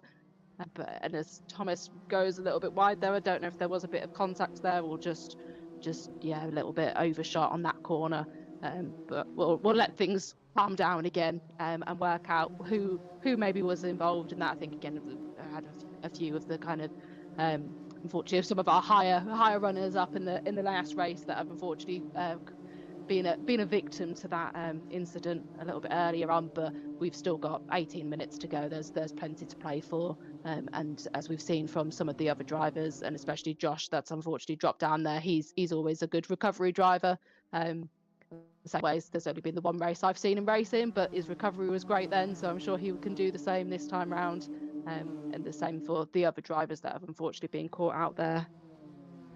Yeah, we've got, as you say, talking recoveries, Thomas and Rich, 8th and 9th, with Jack Smith in 7th, looking to ping his way through. But yeah, super start by Lewis Stannard up into P2. Only half a second down at the moment on Paul Laramie, our race leader. So we are going to expect a battle for the lead, I guess, pretty soon. Laramie, Stannard, Connor Potter in 3rd place from Andy Carroll and Ollie Smith. It's going to be interesting to see how Cat Potter gets on this one, starting very, very near the back, and now even better point scores than previous rounds, having to start further back as we watch Andy Carroll just make the move on Connor Potter past the Napa car. Plenty of Napa cars at the weekend at Brands Hatch, as ever on the touring car programme. But our one in 4th now, Andy Carroll in 3rd, and up ahead we see the battle for the lead. So it's Paul Laramie at the moment in lead position, but all over the back of him, but not for long, is Lewis Stannard, who moves to the outside run. He's going to go in and try and make it stick around the outside, but Paul Laramie knows he's got the inside run. Just a little bit wide there, and again Lewis Stannard trying to pop his way up the inside, keeping very mindful about the space between the two cars. Really good stuff between the pair of them. Laramie just grabs a little bit of curb there, but it's the lead now for Lewis Stannard. Is there a little bit of contact tap on the back end from Paul Laramie? And, oh no, contact on the back of Lewis Stannard, who goes around. I spoke too soon about how clean that was. And it's Andy Carroll that comes through in lead position, with Connor Potter now back challenging for P2. Lewis Stannard has got going again in 7th place behind Thomas Potter. So dismal news for Lewis Stannard, but good news for us that he will be fighting Thomas Potter to try and work his way through the field. Potter in turn chasing Jack Smith. It's Carroll, Laramie and Connor Potter, the 1, 2, 3 at the moment, with Ollie Smith running well after a good score in the two first races in 4th place. So this one could go any which way at all. And there is time for Thomas Potter, Lewis Stannard and Jack Smith to work their way through to the front of this. Yeah, we've got Lewis dropped back a bit, so he's got Thomas Potter and Jack Smith ahead of him, which isn't, like you said, very enticing, very exciting to potentially see these three go into battle for, I believe, the first time. But we've got the 2 VRRC drivers behind, so we've got quite a close pack at the moment, which is nice, especially in our kind of top few. So probably up until our sort of top 8 are all fairly close together. As Ollie Smith, I think, don't know if he went a little bit wide there, and Jack Smith has managed to get past him. But yeah, so it should be interesting. And we've got Paul that's close on the tail of Andy Carroll after dropping back a little bit, so he'll be lining up an attack soon, I imagine. I think he will. So Paul Laramie, who was our early leader, a little bit of, I think, inadvertent contact on the back of Lewis Stannard, so that will be looked at in the judicials for sure. What it doesn't do, of course, is put Lewis back up into contention on this one. In fact, we've lost him down to 12th now, which is a pity on the timing screen. So not panning out the way he wants, but Connor Potter in P3 coming under pressure from Jack Smith. Ollie Smith in behind, very close here. Is this going to end in tears? Jack Smith goes wide. Ollie Smith tries to dive up the inside, gets his nose in front of Jack Smith, who is very well aware that car is on his outside or inside, depending which corner they go into, but keep giving each other space at the moment, which is the key thing. Thomas Potter grabbing a little bit of curb and grass to try and close up on the 4th place battle, 4th and 5th place battle at the moment, with Andy Carroll still out front. Back to Lee Piercy, who's come through. Remember, again, another heavy scorer in the opening 2 races, and trying to hunt down Rich Hayden at the moment as we go back to Thomas Potter chasing Ollie Smith. Andy Carroll still out front from Paul Laramie. Connor Potter in P3 going through there, and Thomas trying to close in as well. And you can see Andy Carroll in the distance in the race lead, and it's now Jack Smith challenging just ahead of this group to try and get into 3rd place. Looks down the inside, throws the car in to the final turn 17, and gets the move done. So good move by Jack Smith. Connor Potter down to P4, and it's the other Smith, Ollie Smith, busy challenging, racing here with Thomas Potter as they go down the straight in towards turn 1, the left-hander, and Thomas Potter comes through in 5th position and will now try and chase Connor Potter. But again, at the moment, about half a dozen lengths or so between those two cars, and Ollie Smith hasn't finished yet, has he? You know, Ollie Smith was coming back as we've got a bit of off-roading from Chris Blakey there. Managed to get back on track and hopefully get round that corner nice without any incidences of more off-roading. Not quite the championship we're running at the moment, but you never know, there might be time for a bit of rallying in the future. That'd be quite fascinating to see maybe some of these drivers doing. We've had the unintentional drifts round corners, so maybe we need a championship where it's a bit more intentional and more pre-planned with the back end kicking out. Virtual reality rallying club, I think, has just been born. Thanks to Becky there. So Andy Carroll still out front from Paul Laramie. Very close, P1 and P2. Only 7/10 in it at the moment between Carroll and Laramie, with Jack Smith next up. And this is Connor Potter coming under pressure from his namesake Thomas. Thomas looking to the outside, again, seemingly biding his time. He was a double race winner last time out. He's had one podium so far this evening. So he's trying to edge his way up towards another podium as Chris Blakey gets a little bit sideways. Blakey here ahead of Rich Hayden, who's had a relatively quiet day. I think that's Lee Piercy dropping back, isn't it, after a bouncy moment on the grass. So all Lee's good work to get well inside the top 10 is all to naught, because he drops back down into 11th place, now down behind Josh Martin in P10, and it's Chris Blakey under pressure from Rich Hayden. Meanwhile, a little bit further up, Thomas and Connor still going very much hard at it, but Thomas has got the run down on the inside line here as they come down Allman Straight and should be able to go through on the inside. But does he leave the gap on the inside? He does, and Connor Potter goes back. You can see him bumping around. It's a little bit like watching the short oval race cars at Ipswich when the ones that don't have the suspension, I can't remember what they're called, Super 2s I think they're called, or Rebels that are racing that we see as Rich Hayden gets stuck in again here, challenging for 8th place on Chris Blakey. Side by side they are, and Rich taking the outside run in, which might give him a bit more momentum on the exit. Let's see whether he'll close up on exit while we switch shots and go back to Jack Smith, who's now up into P2. Paul Laramie in 3rd. Thomas Potter is now in 4th, but the 4th place cars a little bit further back from the top 3, who are relatively equally spaced at the moment, and as such all still working hard, but battle-wise, it's a little bit of a breather for the top 3. Yeah, we'll see how long it stays at these gaps, I'm sure, especially as everybody's pushing. With Jack, you'll look away for a moment and you'll come back and he's all of a sudden on the bumper of somebody again. So he won't be wasting any time to be trying to attack Andy for the win of this race as well. As we've got Ollie Smith trying to get Connor Potter on these next couple of turns, closing in on him as Thomas Potter is making a bit of a gap between them. As I don't know if we've had a bit of a touch on the back end there. I think actually it was clean. Nothing's come up on the timing screens to suggest there was any rubbing there. So Ollie Smith's just Connor Potter's gone wide, so he's forced him into mistakes, Ollie, and he's happily taken that position, gone through as Andy's following, not too far behind as well.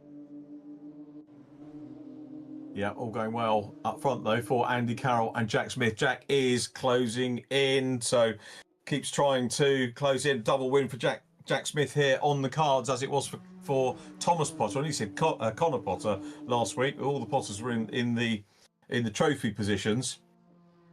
So it's Andy Carroll out front. Not going to be an easy driver to pass by any stretch, but Jack Smith will be working hard. You heard how happy he was to be back to full fitness and back onto the top step of the podium. And you kind of have to take those chances when they come. And he's closing in now. Paul Laramie dropping back in 3rd place. Thomas Potter in 4th.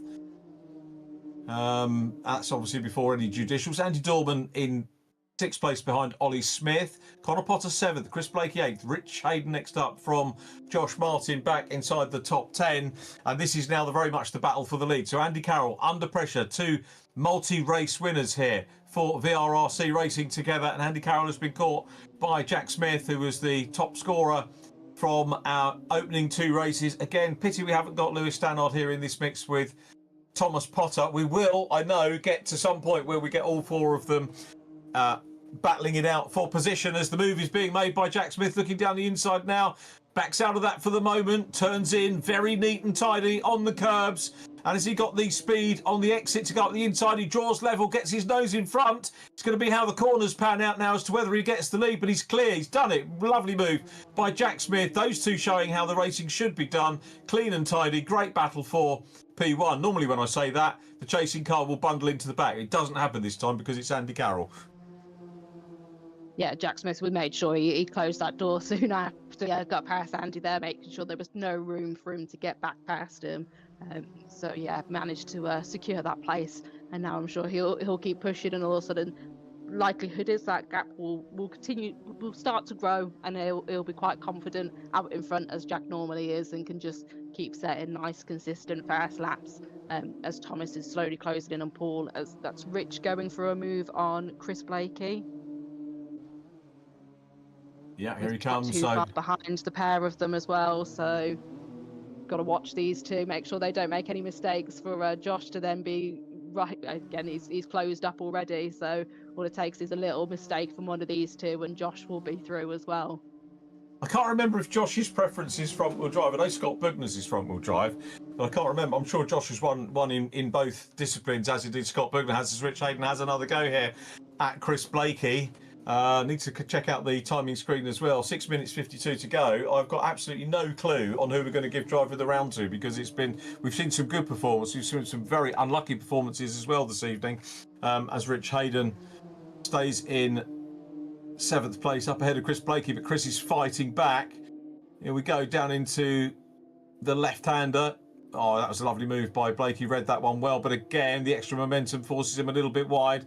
And Rich Hayden coming up to play, so too is Josh Martin. Lee Pearcey coming in the mix as well. I was talking about a dream four-car battle for the lead. We've got a pretty dreamy four-car battle here for 7th place. 4 really good drivers in the mix, so we'll be grateful for what we've got here. And Lee Pearcey on the back now of Chris Blakey, who in turn is now behind Josh Martin. Meanwhile, Thomas Potter has caught Paul Laramie and is going for the podium position. So Thomas has continued to chip away, and he's looking to get up for his 2nd podium of the meeting. And of course, that will be, as much as anything, to keep Jack Smith in sight championship-wise. Thomas 3rd in the championship, 15 points adrift of Jack Smith coming into this round. So not a huge gap.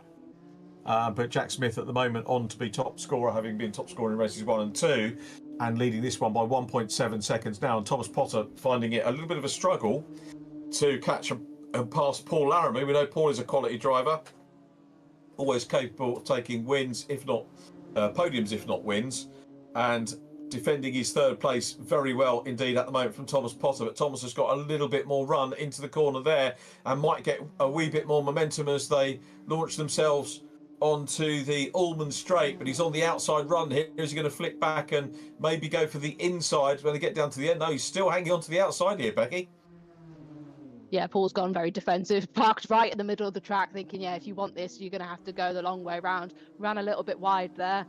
Still running fairly wide, so I wonder if Thomas is just, has managed to get that with having a bit of a neater line to that corner.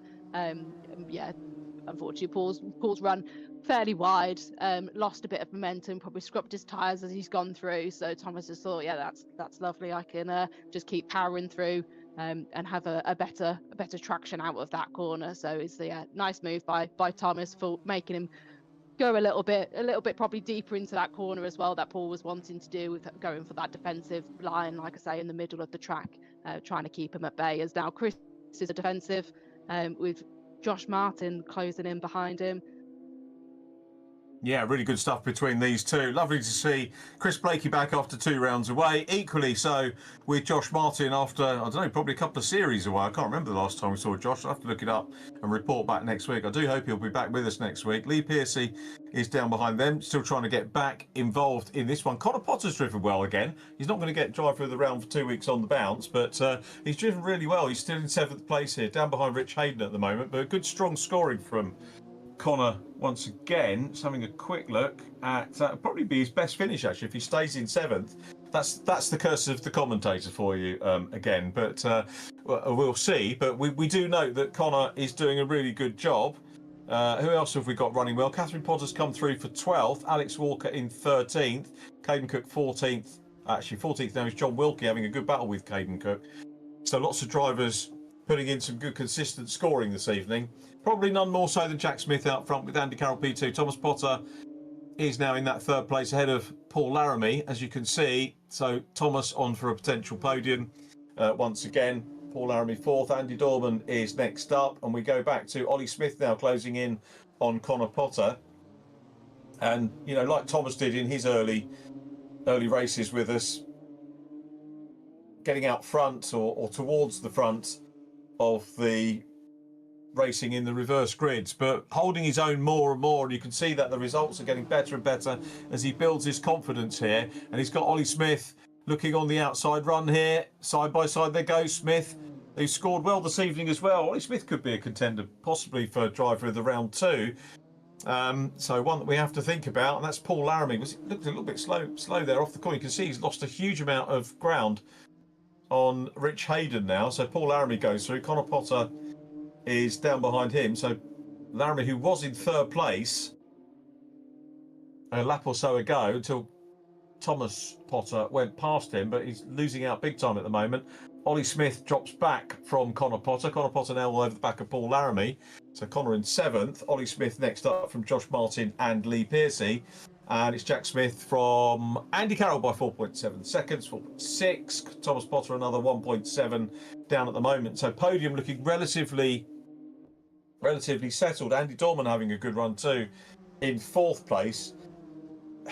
Probably, I was going to say, I can't remember two cleaner races starting than races 1 and 2 in this one. Race 3 was a little bit untidy. I think we fully admit that in terms of the reverse grid start. But other than that, the racing this evening's been, on the whole, pretty good. But the total reverse just was the one that caught us out here. But again, we've still got accomplished drivers at the front. Yeah, a few sort of skirmishes in the last race, but I think especially in race 1 and 2 it was fairly clean, and just a kind of normal touring car sort of archback here and there, which is what we like seeing touring cars do. But yeah, it's nice to see. I think again, it's just with that whole mix of people. Again, you're not necessarily racing the people that you used to racing against. So it's learning kind of how they race and what moves they might go for, which you might not go for, and being aware of obviously other drivers. We've got quite a full grid tonight as well. So trying to manage all the other cars on track as well as obviously what you're doing. Some of the times it's inevitable we're going to get a few sort of bumps here and there, but hopefully I know it's something that Rich likes to go over quite a lot, and say obviously if there's any sort of, I think we had quite a lot of incidences in the first week of racing, so it's nice to see it is getting a bit tamer, and so it's not quite as sort of maybe hearted moves kind of going in thinking, well, I'm just going to go for it and hope that I make it. It's being a bit more sensible about some of the moves you're going for and making sure they stick, and you're not just going to take somebody off for the sake of it. I don't know if that was Ollie Smith getting past Connor Potter there, so yeah, he's trying to hold off position there, try to catch up with Paul, who's just a little bit, but we've got a bit of a gaggle of cars there, so they'll be battling, as we're actually at overtime now anyway, so we're coming up to probably Jack. Actually, he's quite a way off the finish line at the moment. We've still got about half the lap to go. But he's got a nice 6-second lead on Andy Carroll, who is now starting to get a little bit under pressure from Thomas. Also, before I forget to mention, we did have a message about why we don't have Oliver Gibson. He's suffering from fresher flu, so he will hopefully be back next week. I don't think that's a good enough excuse, Oliver, I must admit. This surely comes first before going and having fun at uni. Yeah, I would agree with that. Well, at least he's taken his kit with him to uni, which is good. The thing I got wrong, of course, Becky, was the fact that I'd said that, first, second and third looked settled, and Thomas Potter had other ideas about that, and he's closing in, as you mentioned, on Andy Carroll, but they're just about to come onto the Ullman Straight, which is the penultimate straight. Here is the race leader, though, right at the other end of the straight, about to go into Sunset Bend for the last time. Very well clear, and it's been... I said a Lewis Stannard masterclass in race 1. Races 2 and 3 have been a masterclass from Jack Smith, and he runs masterclasses, of course, in sim coaching as well, and takes the second win of the evening. Very well done, Jack Smith, on another terrific win. 2 wins this evening from Andy Carroll back on the podium. The man who took 2 wins last time is Thomas Potter. So Thomas takes 3rd place. Andy Dorman with a very fast and consistent 4th ahead of Rich Hayden. Then it is Paul Laramie next up. So Rich Hayden across the line now. Paul Laramie will be next across the line. Here comes Paul. Was on the podium for a long time, but winds up in 6th position from Ollie Smith, Josh Martin, then Lee Piercy, and Connor Potter in 10th. Connor got not swamped at the end, but he was running real. Again, that's a good result for Connor Potter. And 2 for Catherine Potter, who comes through in 11th. So regular top 6s and 11th off the back, or relatively off the back of a reverse grid race. Good stuff for Cat Potter in 11th, from John Wilkie in 12th. A good solid evening for John. Good points for him, and for Alex Walker 13th, and Caden Cook in 14th. The word with our winners in just a moment.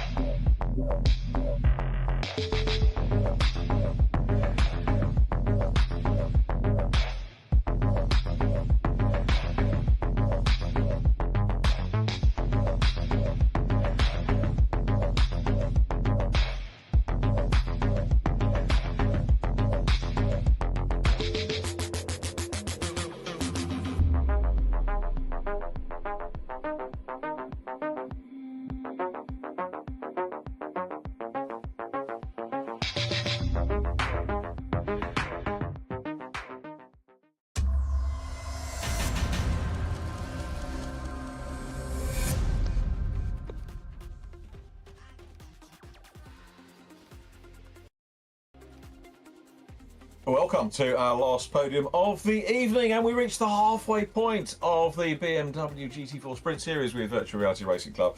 And we have our second chat of the evening with the Flying Teapot. Mr. Potter, you nearly got second as well. Thanks. I feel like I could have had second if it wasn't for a few things that happened in that race. But Go on then, tell us what they were. well, I was trying to go around the outside of Chris because I've done it before, not on Chris, but on other drivers, and dip the tyre on the grass the tiniest bit. And well, as you can probably tell on BMWs, if they don't like the grass on under braking, it went straight on. Yeah. Connor was amazingly defending Ollie and Jack, and then by the time I got to him, I realised he won't just let me pass, he's going to defend too. And I was like, oh yeah, he's a pretty good defender, and that will cost me a lap. But then as soon as I'd done that, I started gaining and gaining and gaining. Yeah, we saw that moment where you went live, where you went wide, I beg your pardon, onto the grass, but recovered really well out of that. Not a bad evening, 2 podiums, but obviously the thing you got to worry about, I'm guessing, is 2 wins for Jack Smith, who's been on really good form tonight. Yeah, I mean, I think I could have probably stopped that in race 2, but obviously an incident occurred where slight miss rejoin when I'm pretty sure it was Andy bounced off a wall, but nothing really he could have done. I was expecting this car to either roll the other way or stop. Instead it rolled straight into me and Josh, but I think I kind of saved Josh by taking over contact of it. But other than that, I reckon I could add probably maybe even a win on race 2, so there went that, but pretty good overall, so yeah. That's really good. So yeah, decent points for you, Thomas. I'm guessing you probably want to plug your normal thank yous. Yeah, absolutely. Yeah, I mean, thanks to all of them, McCall, Kate, and Moore's 22 or U5, the main ones as well, Marin as well, and well, the foundations of Ben Automotive and the Ollie Foundation for the amazing charities. But thanks to everyone who's been getting involved with my journey as I'm moving into Jeanette Juniors, as well as U5 and Kate and MDD once again for sorting out this event on the 13th of October, which I really can't wait for. But thanks to everyone, and then thanks to Rich for getting you two amazing commentators and hosting this amazing league. Thank you very much for that. I'm sure you're going to do a great job on track for all the people that are supporting you, and you just doing what you're doing is rewarding them, because it's a great story for us all to follow, you know, and we're all looking forward to seeing how you do. So very well done, Thomas Potter. P3 this evening to add to the P2 that you had in race number 1. Well done. Let's talk to the man who finished the chat of the evening, but a regular with us on the podium here at Virtual Reality Racing Club, and that's Andy Carroll. Andy, welcome back to the podium. It was quite an evening in the end. Yeah, I think that was going to be expected in these cars at this track. I think most of us were sitting there dreading it. So yeah, no, I was quite pleased when sort of race 3 seemed to kind of fall into my lap quite a bit. Sort of people running off the road and hitting each other, and ended up in the lead. And then of course the last name you want to see 2 positions behind you is Jack Smith. So that was kind of waiting for the inevitable. And then when I saw Tom coming through as well, I was like, oh, this is going to be tight. But I was just trying to stay smooth and keep going, but it was a bit that last lap. I thought he was going to get me, but just managed to edge him. But those 2 are both super quick in these cars. So you kind of see them behind you, and it's really just kind of try not to get too distracted by them, but they're going to be coming for you. I don't know if I'm going to put the pressure on you, or we've been talking about commentators' curses and stuff like that. I'm pretty sure you're the only driver to have had a podium at all 4 events in the first half of the campaign. So, well done on that. But if that doesn't jinx you now, I don't know what will. I'll take it. I don't think that has ever happened to me before in any series. So, is it not? Okay, it's pretty good. I think so. No, very pleased if that's the case. Absolutely. I haven't had a chance to look at the points yet, but I reckon that will put you up into. Looks like I'm in 4th at the minute. Okay, you beat me to. Yeah, you look. Yeah. One you'd have point ahead of overtaken. Rich. Oh, we had a Rich Hayden, so Jamie's Yeah. probably dropped down a little bit further. Maybe Do you know what the SP was with Scott? Sorry to talk about another driver on the interview, but you two. No, were it's fine. He's for some strange reason he's prioritising his real life race car today. Apparently needs to get the engine out of it, send it off for a respray. So he's right. he's Okay. full on. He's full on that. I think I think he's trying to get it out the way as quickly as possible so he can get back. Yeah, Okay. but yeah, I think he had to sort of just pull a late one tonight and try and get all that sorted out. That's good. Well, we look forward to having him back. But anyway, yes, a great evening's work from you, Andy. So well done on that. And well, we've got Imola next. So I'm guessing you've done a few turns around there. Oh yeah, absolutely. Great track.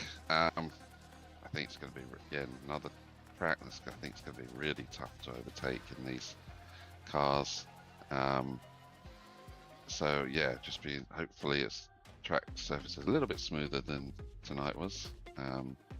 But yeah, I think Imola always has incidents as well. So yeah, it's going to be I think it's going to be another battle in all three races. But yeah, it's going to a track that you're familiar with and you know pretty well is always nice. Don't have to spend too much time getting up to speed, hopefully. But yeah, it's going to be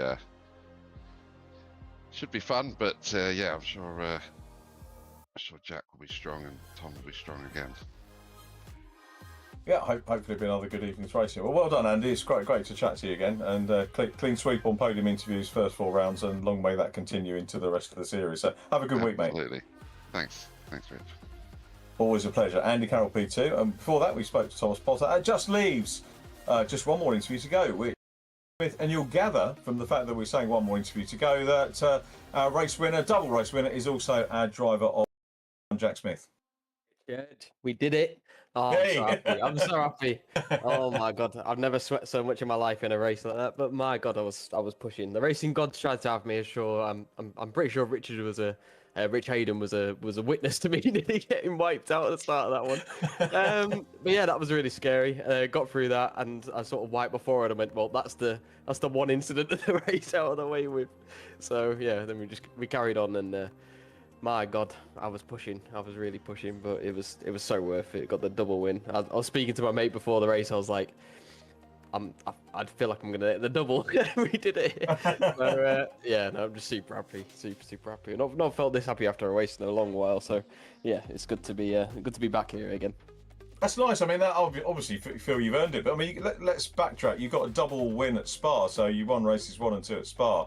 The rules were slightly different then, because I can't remember what the race format was, but we tightened up. I think shorter races now, so it's more difficult to get to the front. You know, that was Jack Oliphant's fault, really. So he's the one making you sweat.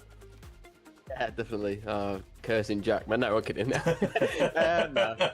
I think round 1 was also qualifying as well, so I got pole for that start one, so that made it a little bit easier for the double. But yeah, to get a double from a full reverse and a half reverse is just bonkers. So yeah, I'm just super happy. I admittedly got a bit lucky, but I had to avoid them incidents. It didn't move out the way for me. I think honestly, I'll have to get some screenshots and show you how close I was to getting wiped out. But it was so close. Rich flashed his headlights at me afterwards. I think he knew. I knew. Yeah, definitely a brown flag moment. So yeah, it is what it is. But I think I'm gonna have to execute the triple B, a beer, a bath, and straight to bed for me. So but yeah, no, big thank you to everyone watching. My girlfriend's watching. She's been watching the last 2 races, so yeah, big shout out to her, and big shout out to my family. Been down in the dumps the last few rounds after each race after getting taken out, so yeah, super happy to be back here. And then shout out to everyone who's been supporting me. DK Power a lot. Dave's putting together his new car. Cannot wait to shake that down with him. And yeah, looking forward to some potential racing in the future with him. And shout out to Drew Bates as well. Let me go down to Croft. He's going to let me have a go in his car as well. So loads of opportunities. Super fortunate to be having these opportunities about super nice people in racing. So yeah, just super grateful to be here. That's great, and we're grateful that you taking the time to, to come back, put in the prep, and grab double wins and drive of the round. So well done, Jack. Nice one, mate. Well done. Cheers, mate. Thank you to all of you doing the commentary and the stream as well. I know you put in a lot of effort on this, so yeah. Cheers. Gotta watch this back now. Gotta watch this back. We're happy to. I've got to thank Becky for doing a super job, especially I was late on Pro with the updates to Discord coming on and stuff like that. So thank you, Becky, for doing that. Just going to say, maybe skip the beginning. No. Top stuff, Becky. Absolutely brilliant. About real world commentary. It's that time of year where we're starting to book for this year. So if any of you guys that are in real world championships that for any reason are looking for another commentator, feel free to give us a shout if anyone wants to do that. We're always open. I always have a few spare weekends, so it'd be lovely to get involved in some real world stuff with anybody that wants to do that, but not at the expense of other comms. If you've got your regular guys, keep them, please, by all means. But if there's any presenting work we want to do, and then give us a shout. That'd be great to get involved. But what an evening we had. Jack Smith, driver of the round, a double win. Andy Carroll, we just heard from in P2, and Thomas Potter backing up last week's double win. So all running well, and that leads us on nicely after what we thought was going to be a tricky round, and it proved that to be the case for a number of drivers. We're looking forward to Imola. Unfortunately, but Becky, you're not, are you? Which is a pity, but you'll be back with us on the next American round. Yes, I will. I'll be here for round. It'll be 6 then, won't it? No, yeah. Round 6. Yeah. And so next week, I'll be there. I don't know if our next week's guest commentator is going to be sweating that I was late, and he's going to have to do it on his own on his debut if I'm late next week. But we've got a driver from the Fiesta Junior Championship. Actually, he's not in the Fiesta Juniors anymore because he's retired from it. A young lad by the name of Jack Sant, who I did a podium interview with after our last live stream at Donington, had his first podium. So Jack's going to be joining us. He's going to do a couple of rounds with us over the course of the series. So looking forward to that. Also looking forward to working with you, Becky, again towards the end of the season. Hopefully we'll carry on into the Legends Championship, which is starting in November as well. So, but we'll speak to you before then. But thanks again for being a real trooper tonight and sorting out the beginning of the show for me. Really appreciate that. Yeah, my absolute pleasure. Maybe don't do it too many times though, Ripley. No, you're great. People who want you instead of me. Becky Apricha, thanks so much for that. Steve Allen on broadcast as well. Really appreciate your work, Steve. Thanks so much, and everybody for watching. Thanks everyone for taking part as well. We really do appreciate you coming and entertaining us on a Tuesday night. So from all of us, until next week, be nice to each other, stay safe, and bye for now.